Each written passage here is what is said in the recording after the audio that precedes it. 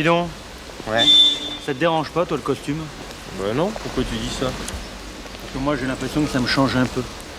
Ah, comment ça? Bah, tu sais, avant, le samedi soir, après l'émission, je rentrais chez moi, j'ai attrapé ma femme, je lui disais Monique, viens ici que je te mette une petite cartouche. Normal, tu vois. Et ben maintenant, je dis Mamie, présentez-moi votre océan afin que je puisse l'honorer. Et tu crois que c'est à cause du costume, ça? Certain. Surtout que c'est pas la première fois que ça me le fait. Ah bon? Ouais. L'année dernière, Ouais.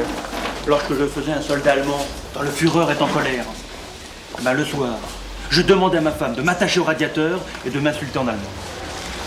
C'est dingue cette histoire. C'est le costume, je te dis.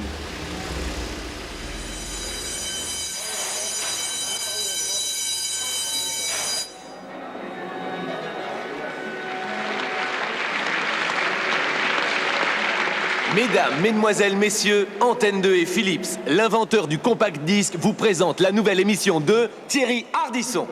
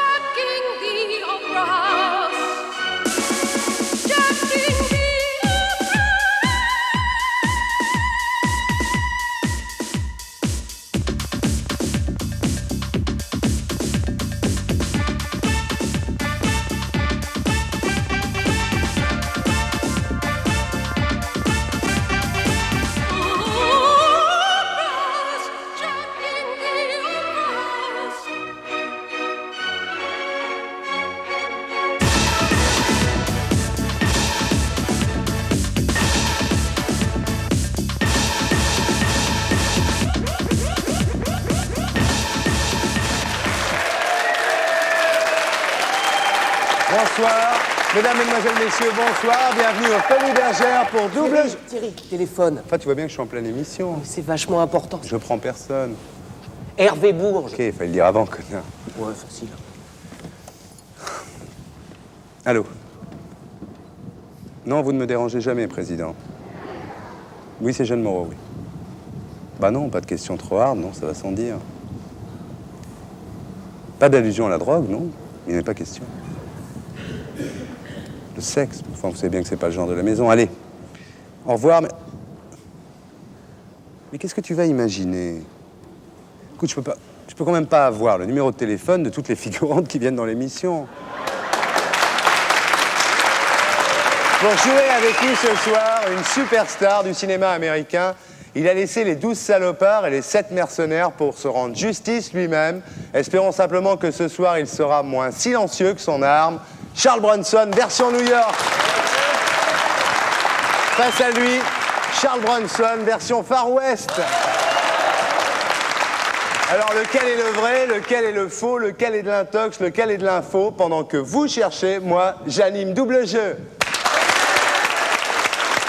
Notre invitée ce soir, la vénéneuse séductrice de la nouvelle vague, la madone des travelling intello. Voici... Je sais pas ce que j'ai là. J'ai la mémoire qui flanche là. Je me souviens plus très bien là. De quelle couleur étaient ses yeux? Ils étaient noirs ou bleus? Ah si, Jeanne Moreau!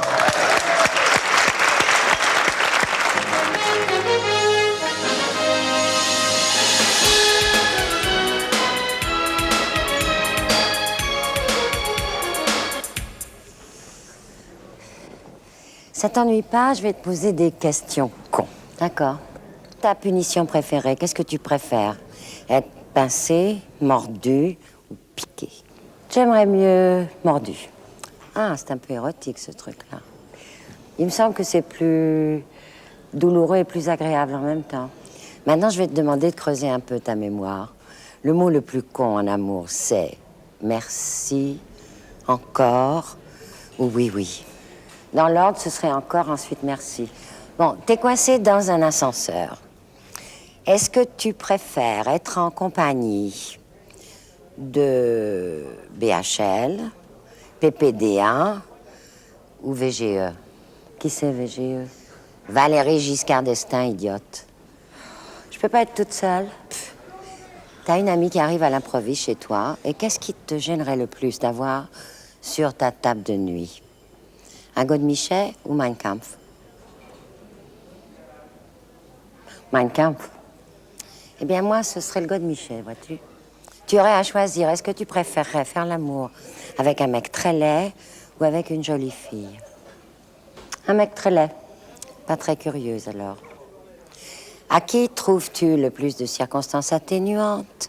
Un vieux qui se tape des petites ou un jeune qui tape sur des vieilles?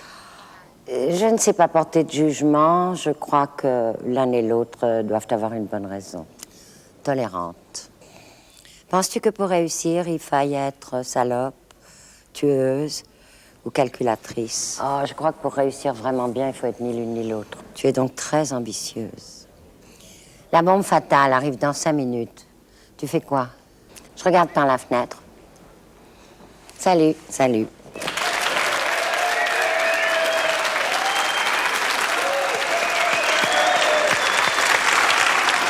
Bonsoir.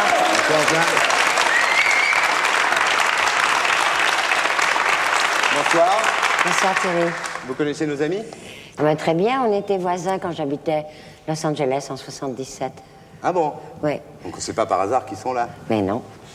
Vous avez 3 films à l'affiche en ce moment. Le premier, c'est le film de Laurent Hinman, qui s'appelle La vieille qui marchait dans la mer, Ouais. avec Michel Serrault. Le deuxième, c'est le film de Wim Wenders, Jusqu'au bout du monde. Et le troisième, c'est un film que j'ai vu récemment, qui s'appelle Le pas suspendu de la cigogne, de Théo Angelopoulos, avec Marcello Mastroianni et Grégory Carr. Alors, c'est un film très intéressant. C'est l'histoire d'un homme politique qui disparaît, et un jeune reporter le retrouve dans un village à la frontière grecque. Et vous êtes la femme de cet homme politique, et il vous demande de venir le reconnaître. Oui, il croit le retrouver. Il croit le retrouver, oui. Et d'abord, cette femme est très réticente parce que les années ont passé, elle s'est remariée, elle a refait sa vie, comme on dit. Et on a l'impression qu'elle n'a pas envie d'être confrontée avec son passé, avec cet homme-là. Et puis, finalement, elle va avec ce jeune homme et il se trouve dans cette petite ville à la frontière de la Grèce et de la Yougoslavie. Et en effet, on voit un individu qui ressemble assez exactement à cet homme qui était un homme politique et qui a disparu tout d'un coup après avoir prévu de faire un discours important à l'équivalent de la Chambre des députés Discours qu'il n'a grecque. pas fait. Discours qu'il n'a pas fait. Et voilà. Il y a 2 scènes qui sont très très jolies. Il y a une scène de mariage qui fait un peu penser au Temps des Gitans de Kusturica, où ils se marient de chaque côté de chaque côté du fleuve. D'un C'est-à-dire fleuve. il y a un marié qui est d'un côté et un marié qui est de l'autre. Et il y a la scène de la fin aussi où on voit des hommes qui travaillent sur des poteaux électriques, des hommes en jaune qui travaillent sur des poteaux électriques. C'est un film très graphique, très très beau. On va en regarder un extrait. Oui, avec plaisir. It's about your ex-husband.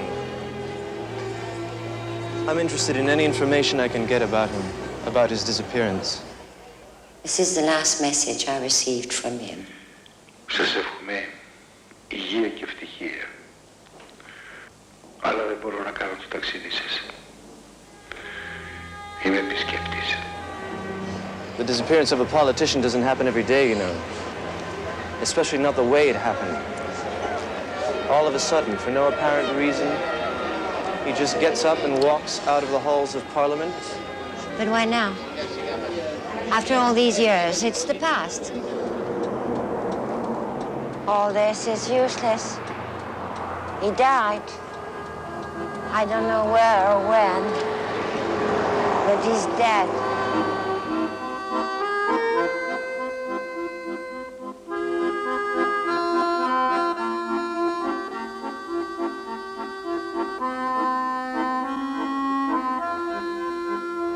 Voilà le pas suspendu de la cigogne de Théo Angelopoulos. Alors, dans le film, à un moment, donc, on vous met en présence de Mastroianni. Vous ne savez pas si c'est lui. Enfin, vous dites que c'est pas lui, en tous les cas. Par contre, vous l'avez vraiment retrouvé. Vous n'avez pas tourné avec lui depuis La Note et l'Antonioni. Absolument, ça faisait 30 ans qu'on n'avait pas Ouais. tourné ensemble. Mais c'est marrant parce qu'on n'avait pas l'impression de s'être quittés. Et c'était marrant de se retrouver parce qu'on a retrouvé l'homme et la femme qui s'étaient connus, surtout qu'on avait été très amoureux l'un de l'autre. Et on s'est retrouvés échangés, mais pas mal. Vous ne l'aviez pas rencontré depuis 30 ans, si, dans les festivals de Cannes, sûrement, non? Non, pas vraiment. Ah bon? Mais on savait qu'on existait. On a repris des conversations qu'on n'avait pas terminées. Votre premier festival de Cannes, c'était quand? 53, 54. Ouais. Et tout de suite, moi, j'étais à la Comédie Française, sérieux et tout. Et la première chose qu'on me dit, il faut amener un maillot de bain. J'étais absolument horrifiée. En plus, je me trouvais épouvantable. Et dès que je suis sortie du train, à l'époque, on y allait en train, le fameux train bleu. Ouais. Après une nuit complètement dingue où tout le monde rit, boit, etc., on m'a foutu en maillot de bain et on m'a mise au bord de la mer. En général, vous savez, Cannes, il fait jamais très beau. Alors un temps gris, la mer froide, et obligée de prendre des poses qui ne me vont pas du tout, comme un tablier à une vache. Alors qu'il y a des filles qui sont douées. C'était pas trop votre ça. style, le côté starlet, croisette. Mais il y a des gens qui le font bien. Moi, je savais pas faire ça, quoi. Vous aviez un petit maillot à pois? J'avais un maillot à pois que j'avais acheté chez Givenchy. Ah bah dis donc. En solde. Vous ne refusiez rien? Ah, en solde. En solde. Alors après le festival, vous y êtes allé souvent. Vous avez eu un prix avec Moderato Cantabile, c'était en 60. Vous étiez présidente en 75. Oui. Vous savez que le festival de Cannes va être en septembre maintenant? Ah non. Dès l'année prochaine. Un peu plus tard. Ils veulent attaquer Venise. Vous allez voir, regardez. Cannes 1991 ou le rêve sous le déluge. Est-ce la raison pour laquelle les organisateurs du plus célèbre festival du cinéma envisageaient de changer la traditionnelle date du mois de mai? Depuis l'été déjà, les rumeurs sont nombreuses. On cite fréquemment une étude commandée au mois de juillet par le comité d'organisation et portant sur la disponibilité nettement plus importante des films américains au mois de septembre. En tout cas, si du côté des organisateurs, on se refuse à communiquer toute décision, il nous est possible de vous annoncer aujourd'hui de source sûre que le 46e Festival de Cannes aura bien lieu du 7 au 18 septembre 1993. Absolument enchantée. Premièrement, parce que pour la profession cinématographique, étant donné que les gens vont au cinéma en octobre et pas du tout en juin, un prix décerné en septembre a beaucoup plus d'impact sur le public qu'un prix décerné en mai.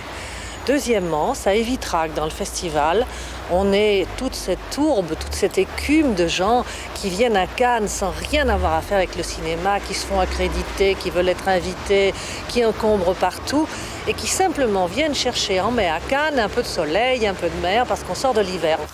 Avoir un festival de Cannes au mois de septembre avec une mention sélectionnée au premier part du festival sur les affiches, ça veut dire qu'immédiatement on récupère le bénéfice de l'effet médiatique de Cannes. L'avoir au mois de mai pour pas pouvoir exploiter en salle les retombées de Cannes, ça nous intéresse pas parce que ça fait 4 mois malheureusement les mois d'été où on n'a personne dans nos salles. Pour l'instant, Jack Lang n'a fait aucune déclaration, la décision n'étant pas encore officielle. Mais au ministère de la Culture, on ne se félicite pas de ce changement que l'on attribue à la pression des producteurs américains.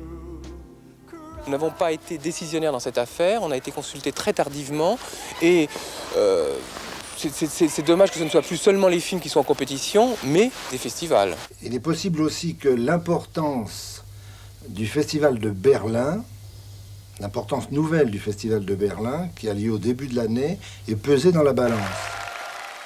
Alors, le Festival de Cannes au mois de septembre, dès 1993, la nouvelle devrait être rendue officielle d'ici à un mois, à moins que, suite à ce reportage, les organisateurs ne précipitent les choses. Au boulot, merci. Le Festival de Cannes 93 au mois de septembre, est-ce de l'info, est-ce de l'intox? Jeanne Moreau à l'oreille. Oui. Alors maintenant, pendant que chez vous, vous vous demandez lequel est le vrai Charles Bronson, nous, on va écouter la dernière découverte de Prince, Martika.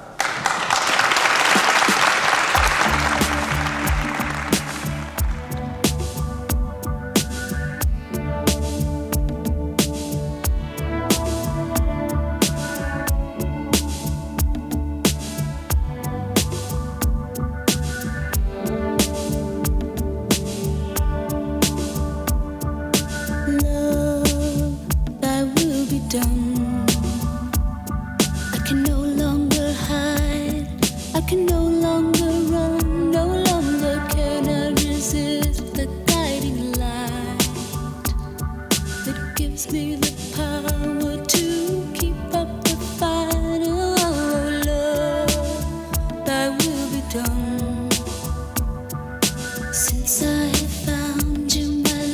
has just begun, and I see all of your creations as one perfect complex.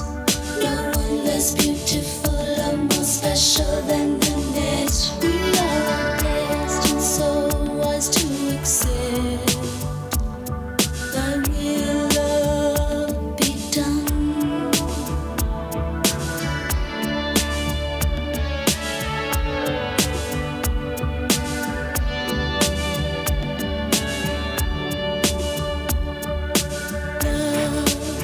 Thy will be mine, and make me strive for the glorious and divine. I could not be more satisfied. Even when there's no peace outside my window, there's peace inside, and that's why I no longer run. I no longer run. Love, thy will be done.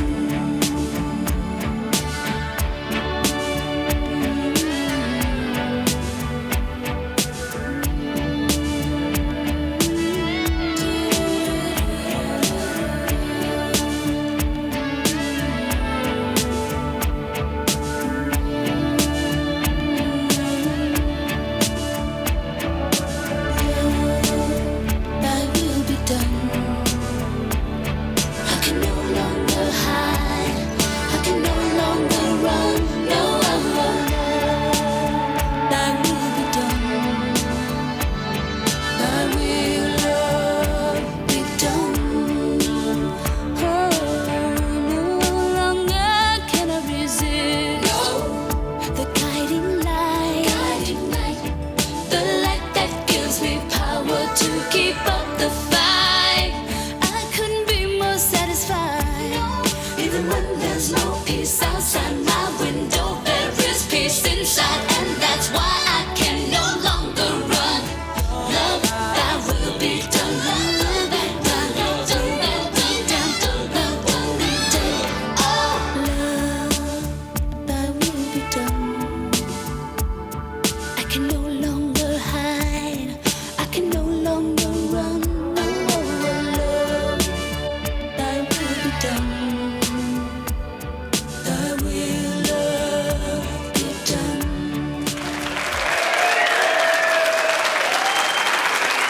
Alors le Festival de Cannes 93 aura-t-il lieu en septembre? Est-ce de l'info? Est-ce de l'intox? Charles Bronson, New York, à toi de jouer. C'est de l'info. Tu dis que c'est de l'info, toi. Bon, et pourquoi? Pourquoi? Parce que j'habite Cannes. Ouais. Je crois l'avoir lu sur la presse. Là-bas, dans la presse de Cannes. ouais. T'es bien C'est placé ce pour le matin. savoir. Oui. Et toi, Bronson Far West? Moi, je dis que c'est de l'intox. Tu dis que c'est de l'intox, C'est de toi. l'intox parce qu'il y a le festival de Deauville qui est très rapproché. Ouais. Il me semble que ça fait un peu trop de... Mais je peux le dire maintenant, Jeanne m'a dit que c'était de l'info. Alors on va savoir, on va écouter notre expert, Philippe Guérin. Eh bien, mon cher Thierry, avant de donner la réponse, je voudrais demander à Jeanne Moreau de nous accorder une petite faveur. Jeanne, est-ce que vous accepteriez, si vous n'avez pas tout bon à toutes les réponses, de faire pour nous un petit gage, ok? Oui. Est-ce que vous pourriez nous chanter un petit couplet d'un de vos airs dont je suis un fan, et à mon avis, je ne suis pas le seul, d'accord? D'accord. D'accord. Alors voici la réponse. C'est de l'intox. Oh, bravo! J'ai perdu. Chouette. Baptiste, quel est le score? Le score, ça fait 1-0 pour le cow-boy. Ah, 1-0 pour le cow-boy. Bravo, on l'applaudit.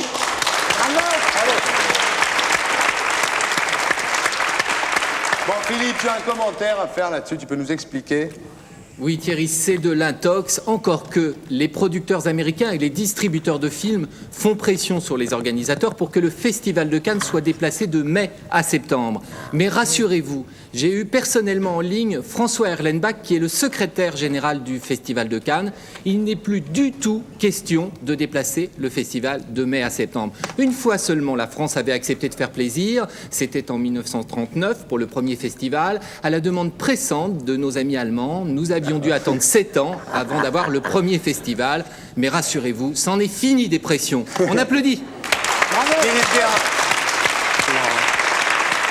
Vous croyez que vous allez vous refaire d'ici la fin de l'émission? Peut-être.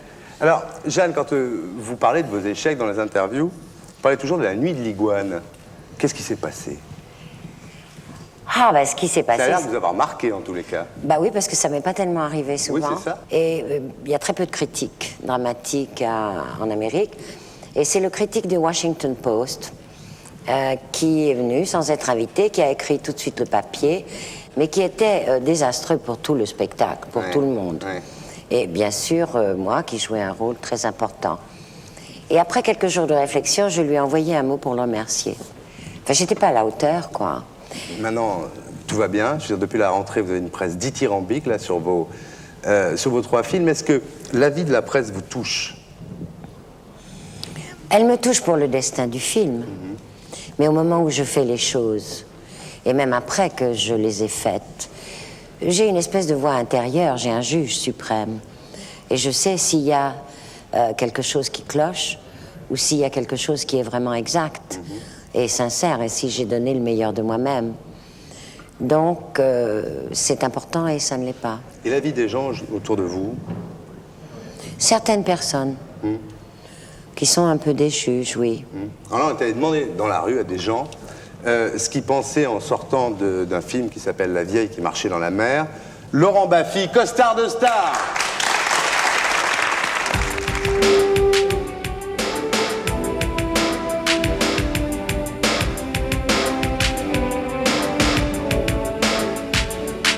Comment avez-vous trouvé Jeanne Moreau dans ce film? Pareil à elle-même, elle est toujours sympathique, elle joue très bien, elle est formidable. Quelle est la scène que vous avez préférée?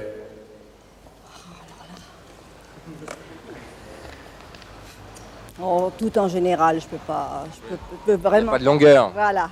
Est-ce que ça vous a choqué, la scène d'amour entre le moine trappiste et l'iguane géant? Non, on peut pas. Ça a choqué beaucoup de monde. Ah bon, bah non, moi pas. Et lorsque le shérif fait l'amour au chef indien, il y a un symbole pour vous? Oui, oui, bien sûr. Lequel?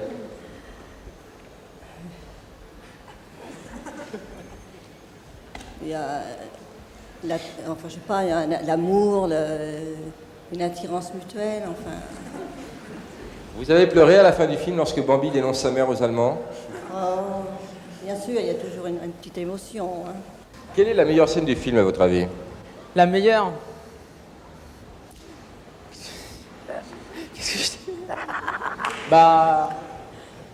vers le début, quand il... J'ai pas vu le film. Attends, coupe, non, tu peux pas... Attends. Non, n'importe quoi. On reprend. Quelle est la meilleure scène du film, à votre avis? La meilleure scène du film? Quand il l'embrasse. Quelle est, à votre avis, la plus belle scène du film?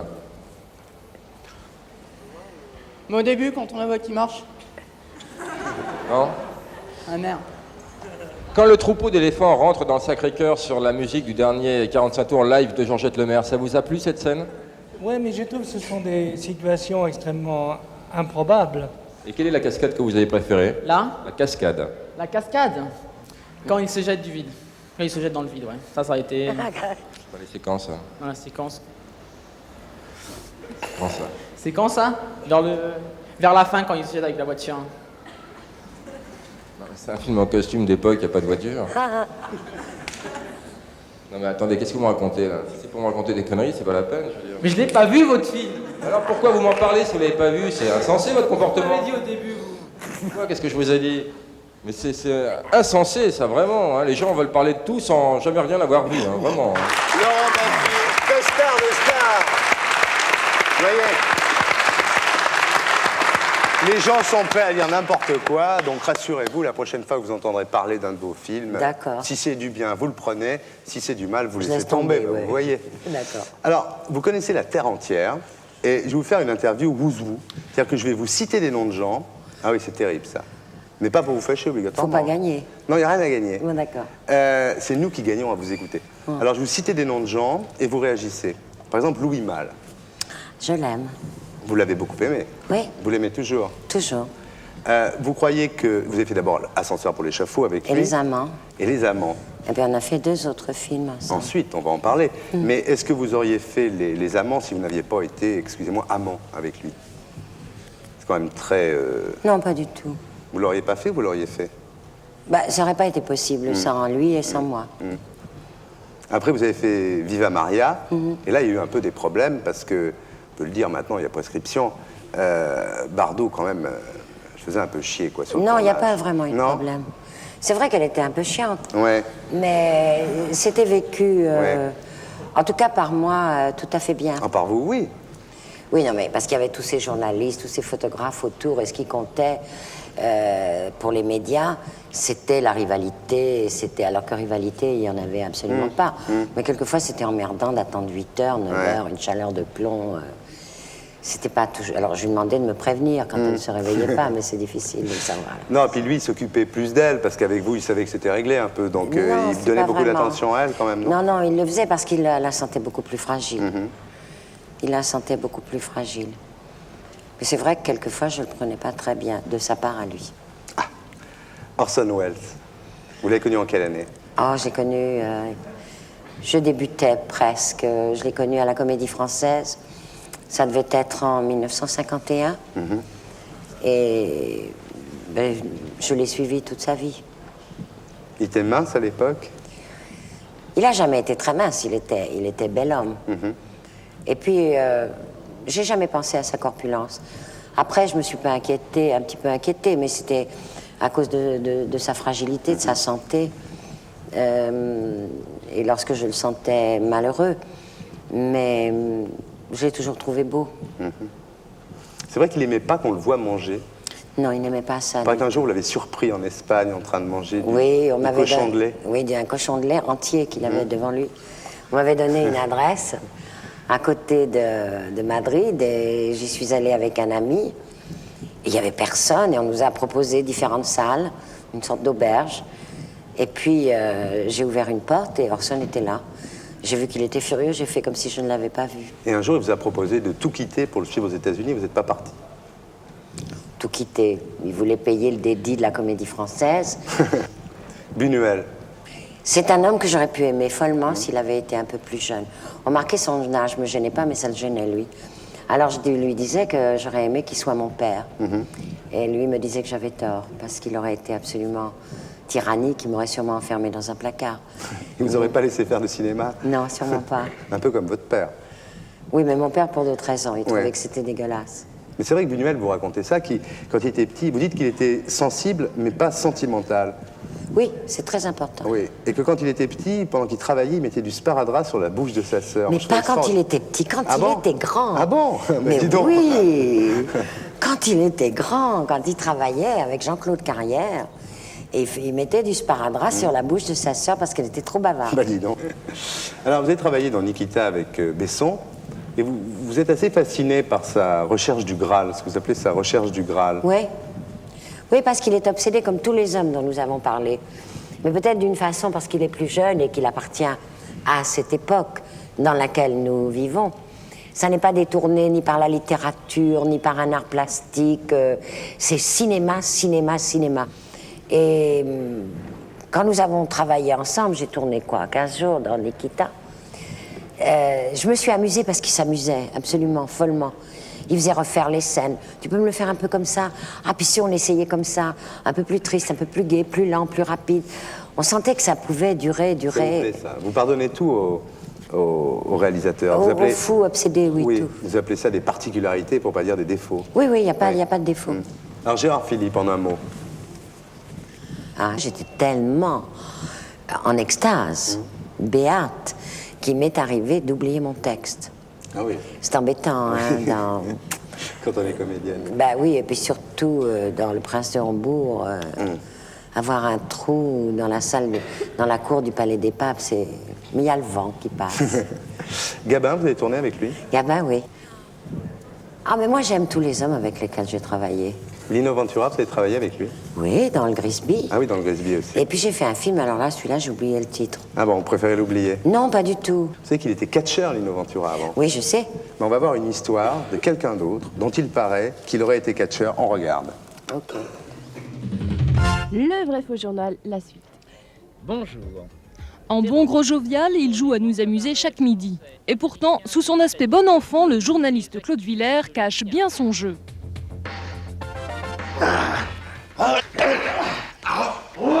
Mais pourquoi tant de haine, Claude Villers? J'étais un petit garçon gros qui, bien sûr, se faisait chahuter à l'école. Alors sans arrêt, c'était la patate, la grosse et tout. Et un jour, je me suis dit, ils m'ennuient, pour être poli, je vais leur casser la gueule. Et pour faire les choses à fond, il est devenu catcheur professionnel. On arrivait sur scène avec... On arrivait sur le ring, excusez-moi. On arrivait sur le ring avec le blouson noir clouté, la chaîne de vélo à la main, etc. C'était la grande époque du catch. Claude Villers faisait trembler la France. De 1958 à 1961, il fut l'un des 4 frères masqués d'une troupe de catch ambulant. Fait marquant, il a toujours joué le rôle du méchant mal aimé. Mais pourquoi Claude Villers ? Vous savez, c'est le drame des gros. Le gros, c'est celui qui reçoit les coupilles dans le cul, la tarte à la crème dans la figure. Ah si, c'est le cocu, c'est tout ça, un gros. Retournant pour la première fois depuis longtemps dans un gymnase, il retrouve ses anciennes amours et égrène ses souvenirs d'anciens combattants. Toujours en activité. Ce que je sais, c'est que Chéri Bébé, en revanche, a terminé sa carrière comme receveur des postes à Cannes. Il médite aussi sur les enseignements qu'il en a tirés. Ça fait partie du rêve. Le catch, pour moi, c'est une manière de raconter des histoires, d'abord. Moi, j'aime bien raconter des histoires. Ça a été mes universités, à moi. Journaliste puis animateur de radio, les histoires il en raconte tous les jours depuis presque 30 ans, avec entre autres le tribunal des flagrants délires et son vrai faux journal aujourd'hui. Une belle carrière qui laisse quelques regrets à certains. En petit poids comme il était, ça aurait fait quelque chose, oui, c'est sûr. Alors, Claude Villers, catcheur, avant d'être journaliste, est-ce de l'info, est-ce de l'intox? Jeanne Moreau à l'oreille. Oui. Alors maintenant, pendant que nos amis Bronson et Bronson réfléchissent, pendant que vous, chez vous, vous cherchez pour savoir si c'est de l'info ou si c'est de l'intox, nous, on va se faire très plaisir. On va écouter Jeanne Moreau.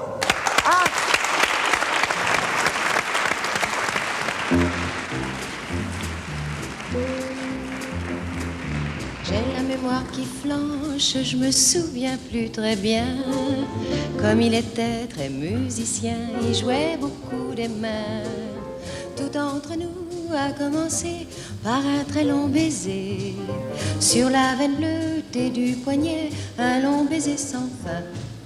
J'ai la mémoire qui flanche, je me souviens plus très bien. Quel pouvait être son prénom et quel était son nom. Il s'appelait, je l'appelais, comment l'appelait-on? Pourtant c'est fou ce que j'aimais, l'appeler par son nom. J'ai la mémoire qui flanche, je me souviens plus très bien de quelle couleur étaient ses yeux, je crois pas qu'ils étaient bleus. Était-il vert, était-il gris, était-il vert de gris? Ou changeait-il tout le temps de couleur pour un non, pour un oui? On s'est connus, on s'est reconnus, on s'est perdu de vue, on s'est perdu de vue, on s'est retrouvés, on s'est réchauffé, puis on s'est séparés. Chacun pour soi, on est reparti dans le tourbillon de la vie. Je l'ai revue un soir, ah là là, elle est retombée dans mes bras. Elle est retombée dans mes bras. Quand on s'est connu, quand on s'est reconnu, pourquoi se perdre de vue, se reperdre de vue? Quand on s'est retrouvé, quand on s'est réchauffé, pourquoi se séparer? Alors tous deux, on est repartis dans le tourbillon de la vie. On a continué à tourner, tous les deux enlacés, tous les deux enlacés.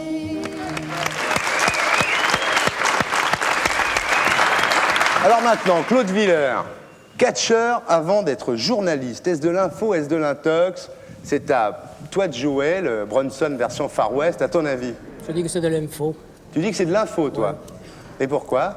C'est-à-dire, je joue un peu sur les probabilités. Ah, c'est le premier que je vois faire ça, là, jusqu'à maintenant. Et toi, alors? Également, je dis que c'est de l'info. Et vous m'avez dit que c'était de l'intox. Ah, je suis inquiet, là. Pour moi? On va voir. Philippe, est-ce de l'info, est-ce de l'intox? Ma pauvre Jeanne, on a déjà un couplet, je crois qu'on en a deux maintenant, puisque c'est totalement de l'info, on applaudit. Claude Villers était catcheur, bravo. Avant d'être journaliste, Claude Villers.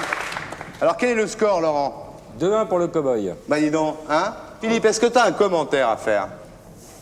Et oui, c'est de l'info, Claude Villers n'a pas vraiment un physique de patineur artistique. Il est la preuve vibrante et vivante qu'il ne faut pas forcément coucher pour arriver dans ce métier, n'est-ce pas, Bafi? Philippe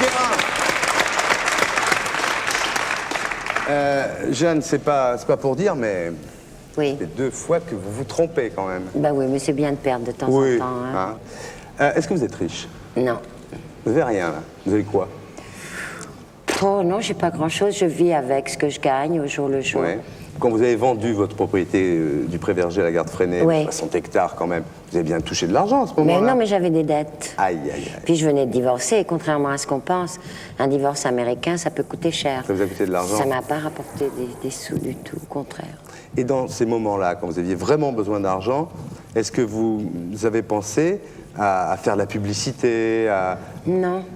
Non, j'ai fait des émissions de radio, Radio Monte-Carlo. J'ai raconté la vie des stars. Je voyageais beaucoup, c'était assez étonnant d'ailleurs. C'était une période où j'avais pas un rond, j'avais même pas de quoi prendre un taxi. Il n'y a pas tellement longtemps, c'était en 80. Et j'étais invitée partout. Alors on faisait un hommage à Jeanne Moreau à San Francisco, un autre à Chicago. J'étais invitée à Boston. Je voyageais en première classe. J'étais habillée par les grands couturiers qui me prêtaient des vêtements. Et j'étais logée dans des palaces. Et heureusement que j'avais des amis ou qu'on m'invitait à dîner, mais je pouvais sortir... Quand vous descendiez de l'avion, vous n'avez plus d'argent? Non. Mais la vie est formidable. Parce que j'ai trouvé sur mon chemin où des gens sont venus à ma rencontre. Et je n'ai jamais désespéré. Il y avait toujours quelqu'un qui me donnait 100 francs ou 500 balles. Et... ça s'est toujours bien passé. Mais ça vous honore, parce que c'est pas le cas de toutes les stars. On va voir le magazine du faux, les arnaques de stars.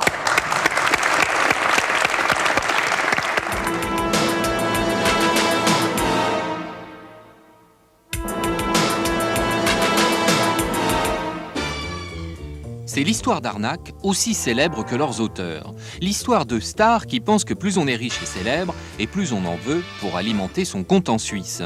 Pour cela, tous les moyens sont bons, mais les ethnologues vous le diront, comme dans la mafia, chaque clan a ses spécialités.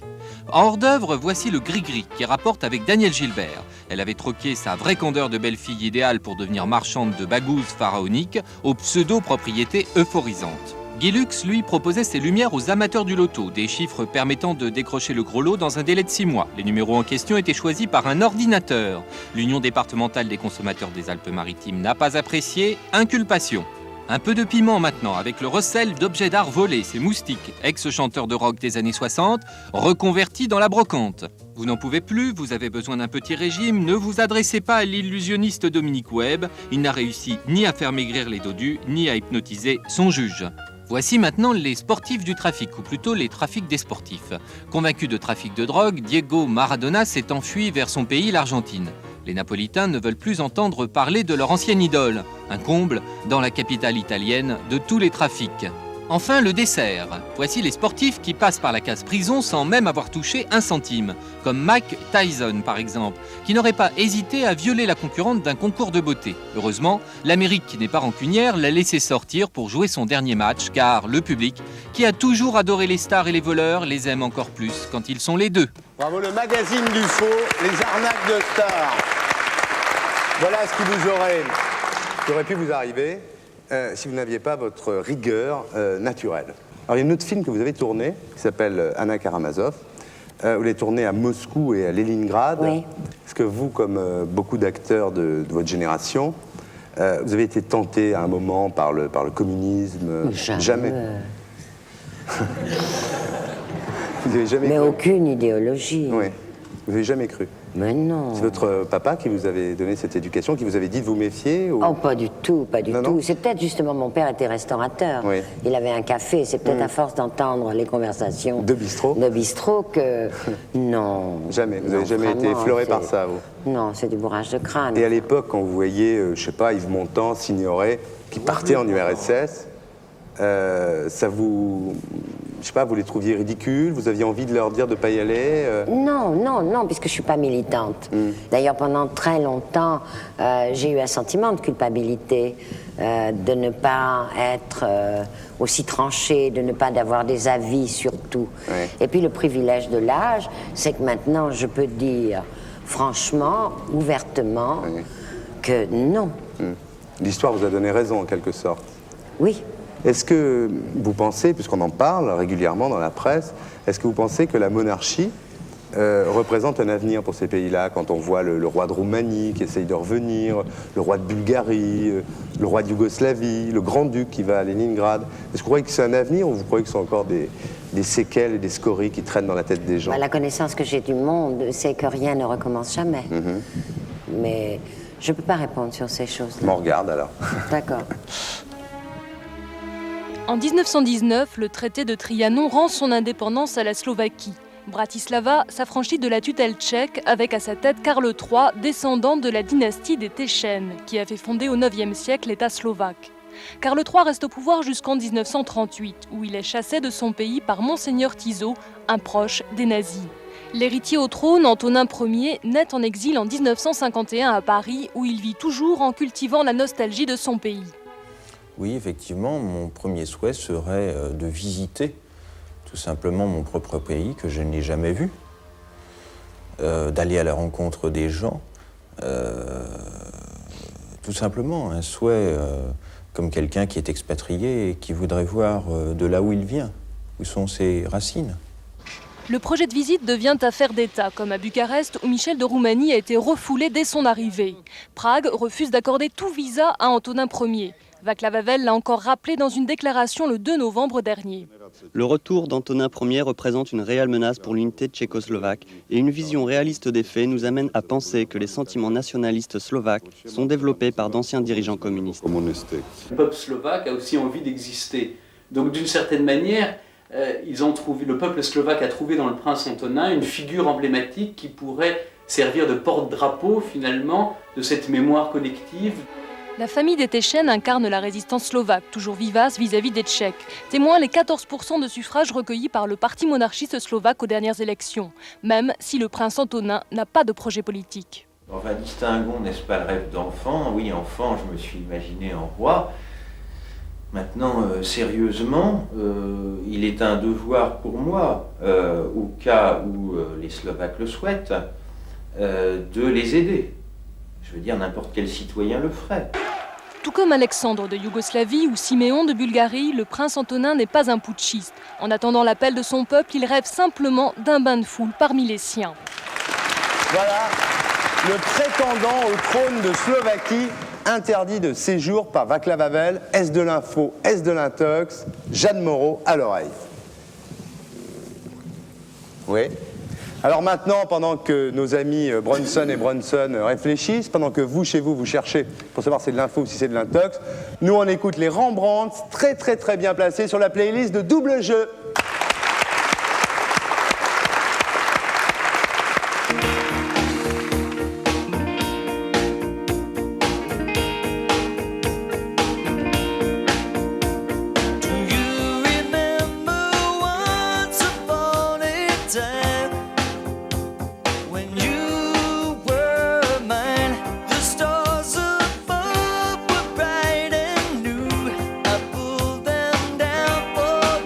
Just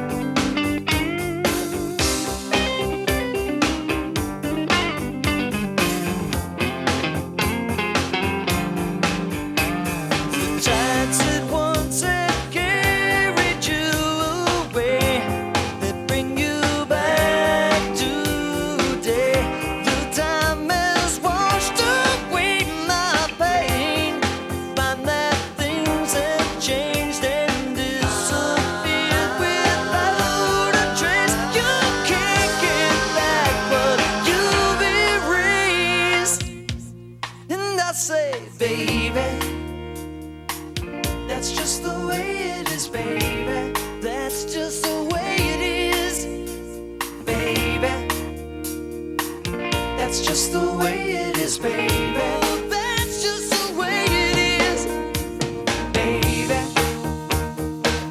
That's just the way it is, baby. Alors, le prétendant au trône de Slovaquie, interdit de séjour par Václav Havel, est-ce de l'info, est-ce de l'intox?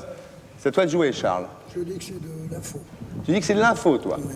Ouais, pourquoi? Je sais pas, c'est mon intuition. Ah, toujours l'intuition. Ouais, jusqu'à présent, ça n'a pas tellement réussi. Marché, non. Non, mais tu continues. Continue. Et toi, Charles?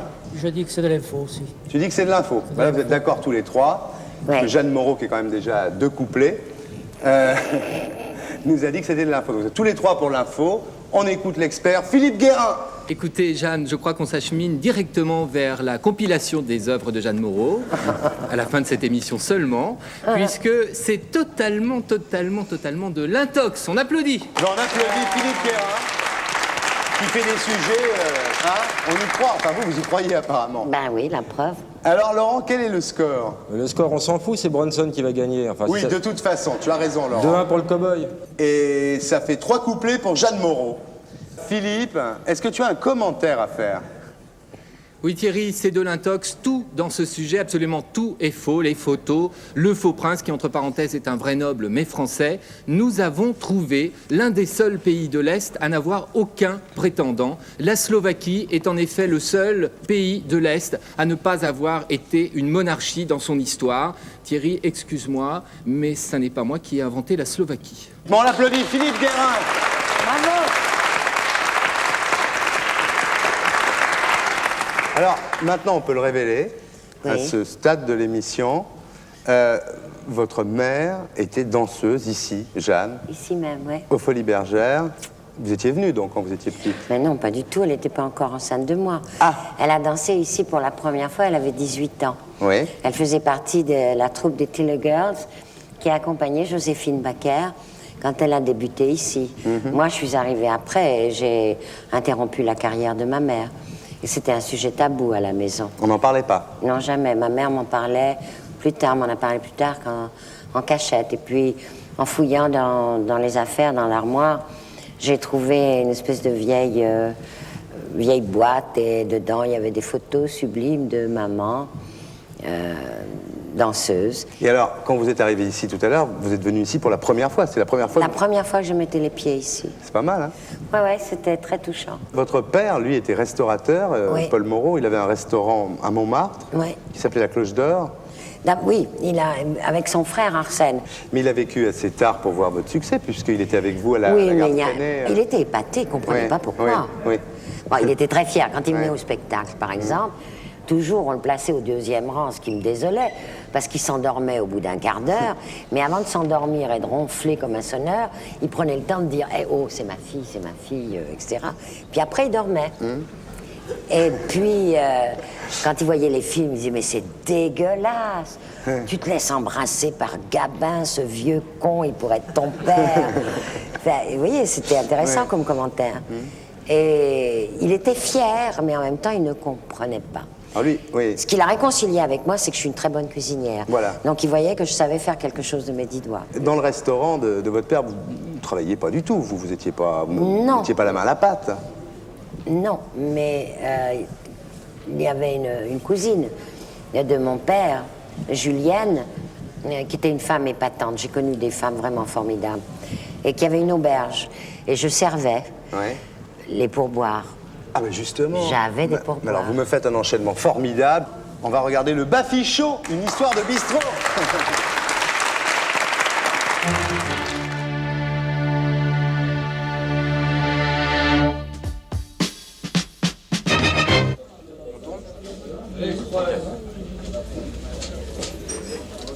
Qu'est-ce qu'elle veut, la petite dame?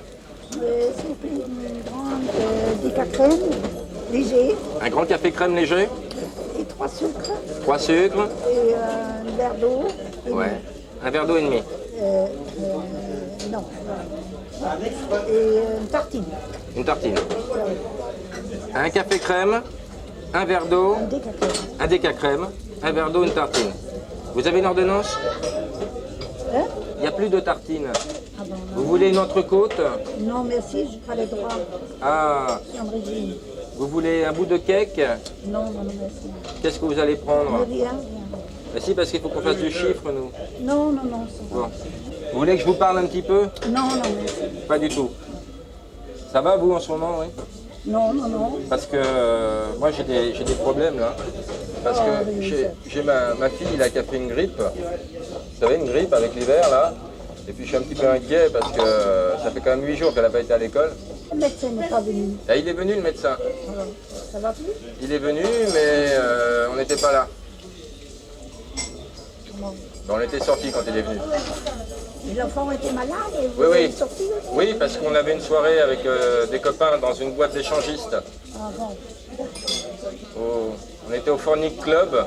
C'est des soirées le lundi, vous connaissez? Non, non. Le Bafi Show.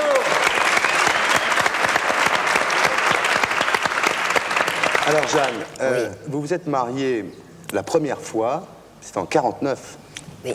avec Jean Richard, Jean-Louis Richard. qui a changé son nom parce que ça ressemblait à Jean Richard. Ouais. Hein? Ouais. Et vous vous êtes retrouvée enceinte. Ouais.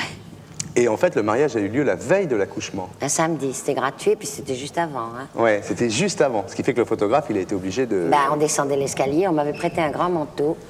Et je lui ai dit, ah non, non, pas de photo. Il m'a dit, oh mais madame, la tête seulement. Si vous n'aviez pas été enceinte, vous seriez mariée quand même? Non. C'est franc, moi.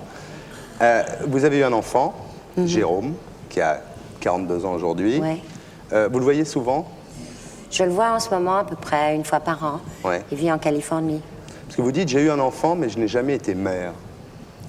C'est dur à dire, ça, quand même, non? Non, pas du tout, je suis mère. Ce que je dis, je dis Jamais pas. été maman, peut-être? Maternelle. Maternelle, Maternelle dans le ouais. sens conventionnel. Ensuite, vous avez eu une liaison, je ne sais pas, secret avec Pierre Cardin. Oui. Et puis, vous vous êtes mariée pour la deuxième fois avec le Mais réalisateur. c'était un vrai amour avec Avec Cardin? Pierre. Oui. Ça a duré combien de temps? Oh, ça a duré plus de 4 ans. Ah oui. Et puis après, vous êtes remariée, donc avec le réalisateur de L'Exorciste et de French Connection, William Friedkin. Oui, Bill. Vous êtes mariée parce que ça vous a touché qu'il vous demande en mariage. Oui, ça m'a beaucoup Ouais. bouleversée. C'est la première fois qu'on vous demandait en mariage, vous avez dit. En fait, oui. Ouais. Et alors, ce divorce, c'était quelque chose d'épouvantable. Vous parlez d'années noires. Le fait que j'ai accepté, je lui accordais une valeur un peu sacrée. Et j'ai souffert de cette disproportion entre mon désir et la réalité.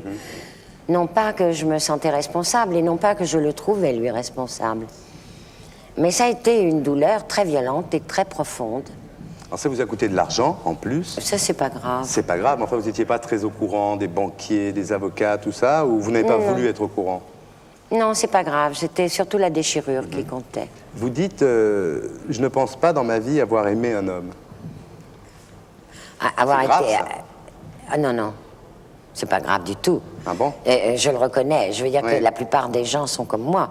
On est amoureux, on est passionnément attaché, on repousse violemment. Ouais. Mais l'amour, l'alliance, ce que j'appelle l'alliance, c'est-à-dire un échange profond, désintéressé, un amour absolu, je ne l'ai pas connu. En tout cas, moi, je ne l'ai pas connu.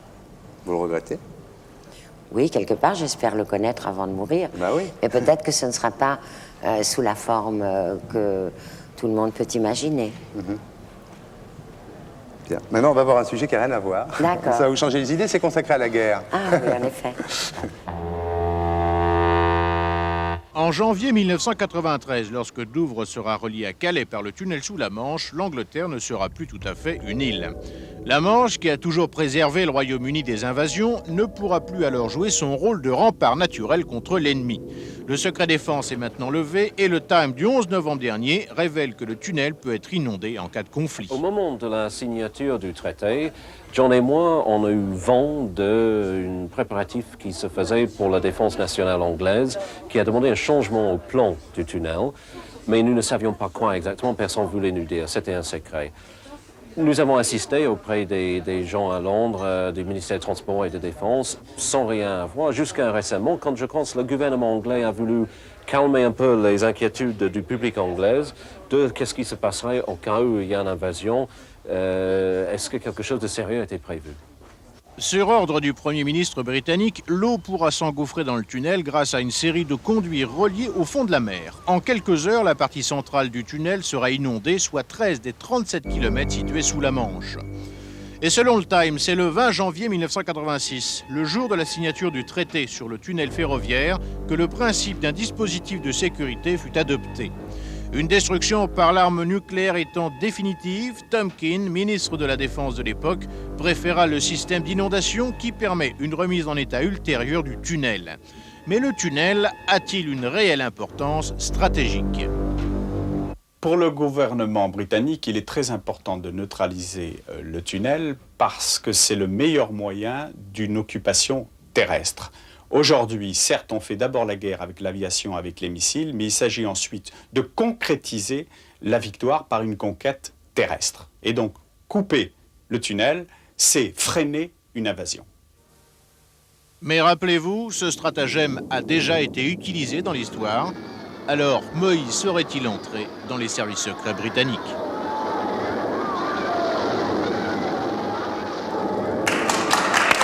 Voilà. Alors, le tunnel sous la Manche, inondable en cas de guerre. Est-ce de l'info? Est-ce de l'intox? Jeanne Moreau à l'oreille. J'aimerais bien gagner une fois. Ouais. Ouais. Alors maintenant, pendant que vous cherchez chez vous pour savoir si c'est de l'info ou si c'est de l'intox, pendant que vous allez chercher une bière dans le frigo, nous, on va regarder quelqu'un dont on a vu le fils, Arthur H, il y a quelques semaines. Aujourd'hui, c'est la balade qu'il a faite pour sa fille, Isia Jacques Higelin.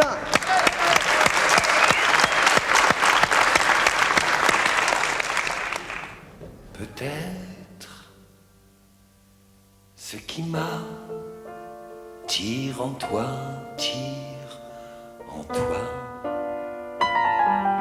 n'est rien que l'autre verre, sans de moi,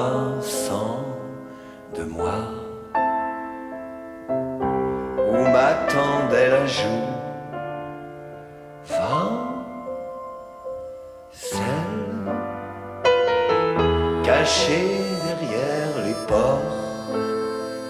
les portes du ciel.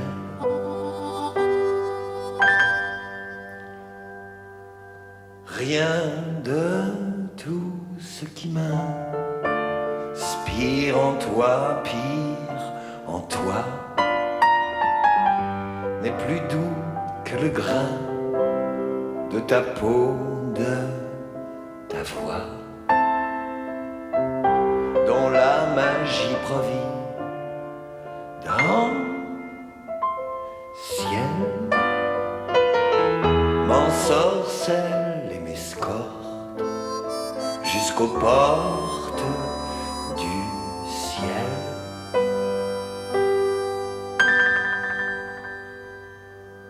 D'où viens-tu, ô ma tendre merveille, mon amour absolu, bercé par le flot des sortilèges et des rêves étoilés, sous le grand manège enchanté.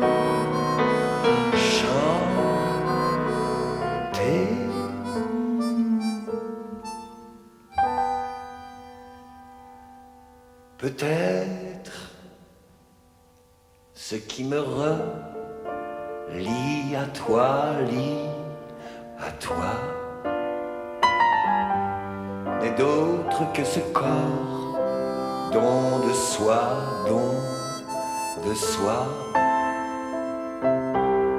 que tu m'enroules autour du cœur pour l'empêcher de courir, se faire prendre ailleurs.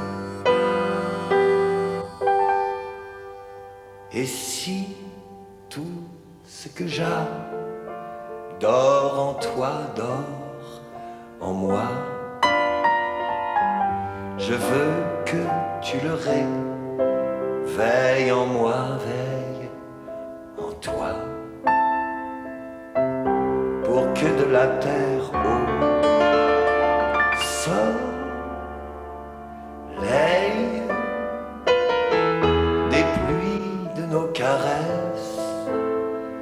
Est-ce un bel arc-en-ciel?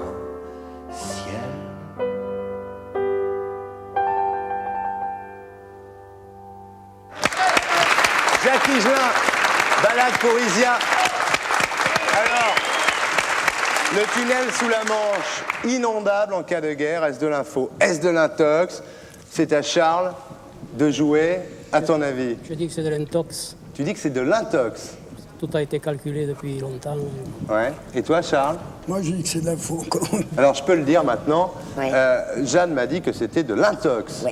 Ah, on va voir si vous avez chanté toute la chanson ou seulement 3 couplets. Philippe? Jeanne, je crois que vous faites une quinzaine d'émissions avec nous et vous allez très très forte à ce jeu-là puisque vous avez gagné. Bravo. C'était de l'intox. Bravo.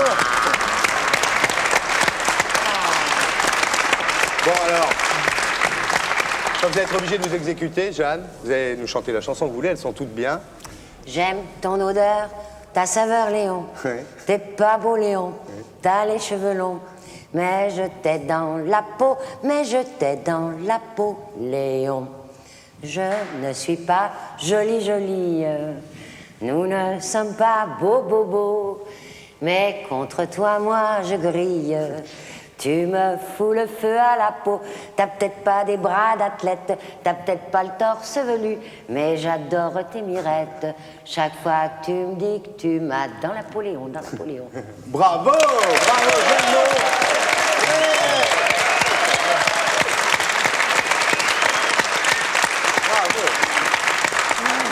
Vous avez du bol que je m'en souviens.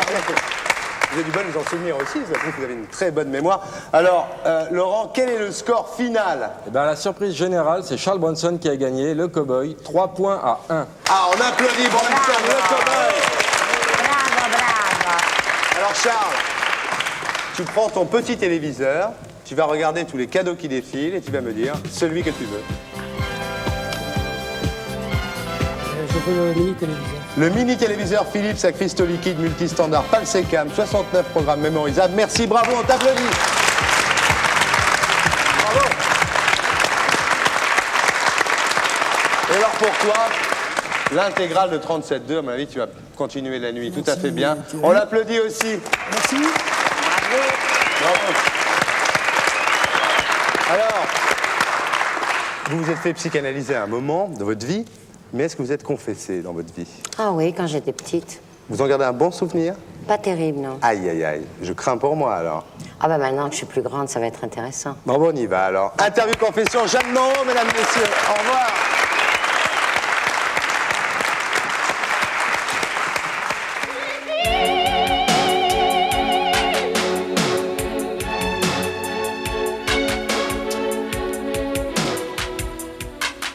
Quand vous étiez petite, vous avez réellement voulu être religieuse? Oui. Je devais avoir 5 ans. J'étais frappée par le rituel, l'égalité d'humeur. C'est-à-dire que dans la vie à la maison, c'était plutôt en dents de scie. J'aimais la musique, j'aimais l'ordonnance, voilà. J'aime beaucoup la rigueur. Quand vous dites « j'ai un maître intérieur », de qui s'agit-il? Je veux dire qu'à partir du moment où on n'est pas perméable comme une éponge et où on ne se laisse pas influencer par tout ce qui nous entoure et qu'on ne vit pas que par rapport au regard des autres, au jugement des autres, cette voix-là s'exprime. Vous avez toujours préféré le terme sensualité à sexualité. Oui. Vous êtes un peu anti-sexualité, enfin au moins d'en parler, disons. Non, parce que je laisse au rapport des corps une dimension divine. J'ai trop de respect pour tout individu, tout être humain, à commencer par moi, pour considérer que le corps est un morceau de viande, quelque chose qui se défait, qui pourrit. Et le rapport et la jouissance, le rapport des sens et la jouissance donne une idée plus précise de l'extase que simplement un orgasme, un coup de queue, comme disait mon analyste, qui laisse pas grand-chose. Vous avez dit « nous sommes autre chose que de la matière ». Oui. Vous croyez en Dieu?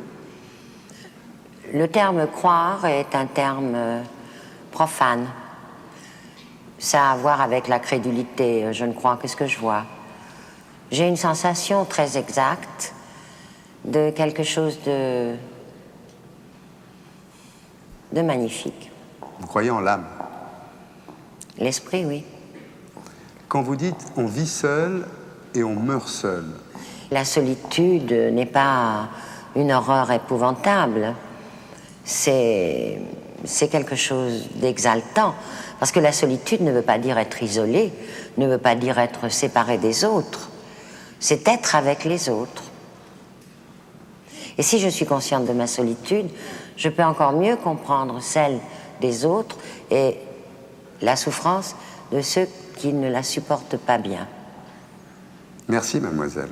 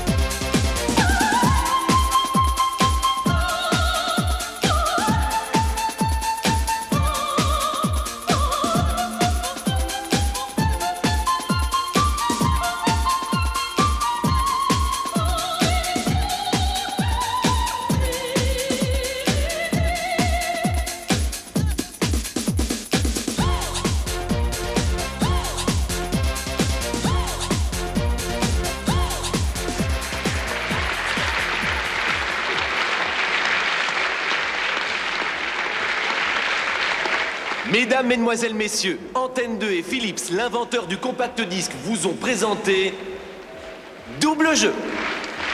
À la semaine prochaine.